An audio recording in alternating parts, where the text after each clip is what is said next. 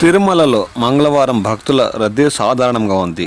ఈరోజు చంద్రగ్రహణం కారణంగా రాత్రి 8:30 శ్రీవారి సర్వదర్శనం ప్రారంభమవుతుంది. సోమవారం నాడు మొత్తం 75,174 మంది భక్తులు శ్రీవారిని దర్శించుకున్నారు. అలాగే 17,734 మంది భక్తులు తలనీరాలు సమర్పించారు. నిన్న శ్రీవారి హుండీ ఆదాయం 4,29,00,000గా నమోదైంది. శ్రీవారి దర్శనం కోసం సాయంత్రం 7 గంటలకు వైకుంఠంలోకి అనుమతించనున్నట్లు టీటీడీ అధికారులు పేర్కొన్నారు.